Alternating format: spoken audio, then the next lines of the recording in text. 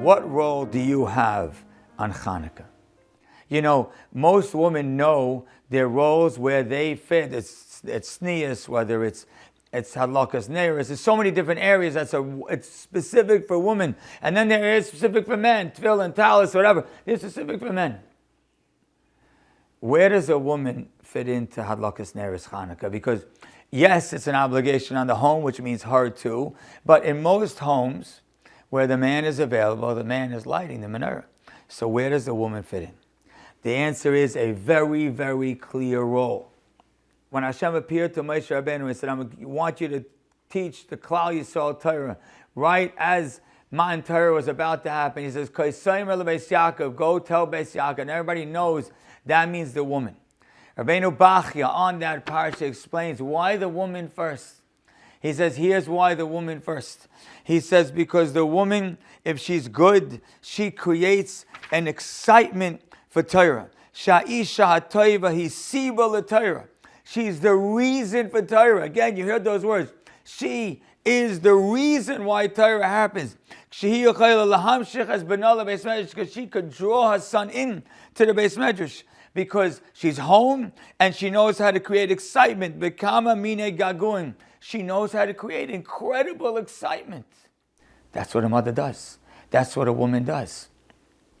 Because of that, says Rabbeinu Bachya, when the candles are lit, whether it's Friday night that he's referring to, or the candles of Chanukah, when the candles are lit, a woman should daven for Torah in her home.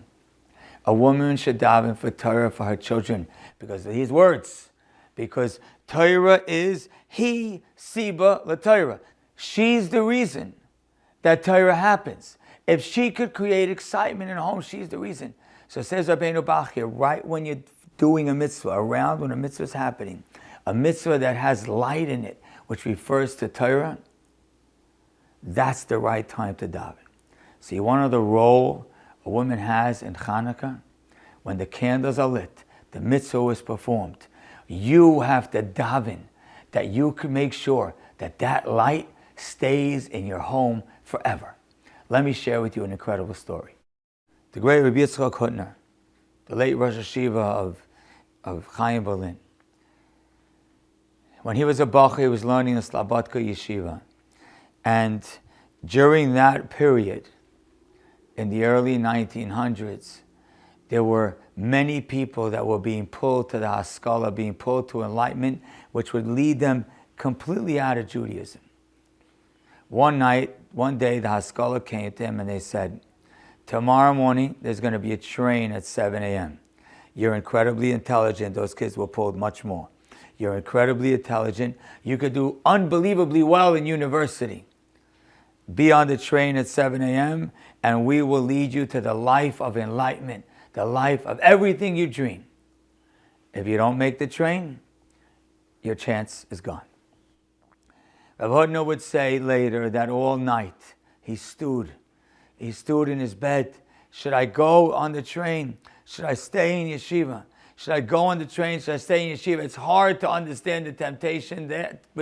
It's a different time and a different era, and you don't have that temptation now. It might be someone's temptation to see something or pull out a phone.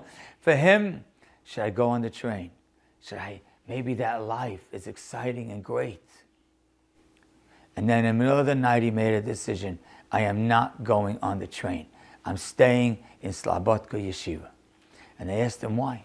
He said, I'll tell you why.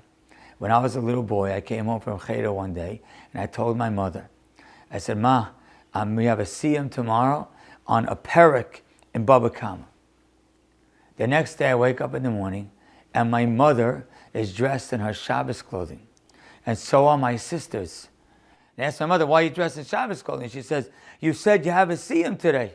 He says, I understand, but what does it have to do with you? If you ever see him today, you're on the road to becoming a Talmid Chacham. That's a celebration for our family. He said, but how about my sisters? His mother said, if you were getting married tonight, your sisters would be dressed in Shabbos clothing. You're making a siyum. You don't think they should be dressed in Shabbos clothing? He went to school, he went to Cheder, they made a little siyum, he came home, and the table was set. And he comes into the house, he says, why is the table set? It's like a Yom Tov. You finish a perek in Baba Kama, you're on the road to greatness. He said that night, tossing and turning in his bed, debating, should I go on the train or should I not? Should I stay in Slobodka? Should I stay in yeshiva? Or should I follow what seems like the excitement on the other side? He said, my mother's enthusiasm, my mother's excitement for my Torah kept me in yeshiva. You have a role on Chanukah. Your role on Chanukah is that the Torah that's going to happen in your home is because of you. Whether you're married, you don't have children yet, or you're married and you have children, whether you're a girl that's not yet married and hope to have children, hope to be married, your home is going to be full of Torah, is going to be determined by you. That's why when Matan Torah happened, Hashem came to you first, before he came to all of the men. And the night and the time to daven for that result is when the candles are lit.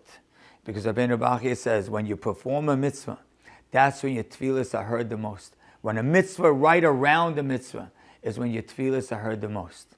And the mitzvah that is lighting light and bringing light into your home is the mitzvah that when you daven next to it will bring light into your home forever. So yes, there are some mitzvahs that men have a clear role and some that women have a clear role. In this, both do. In most homes, the man is the one that's lighting. But when his lighting is complete, right as the mitzvah is done, a woman stands there and davens that this Torah, this light, should never, ever extinguish in my home.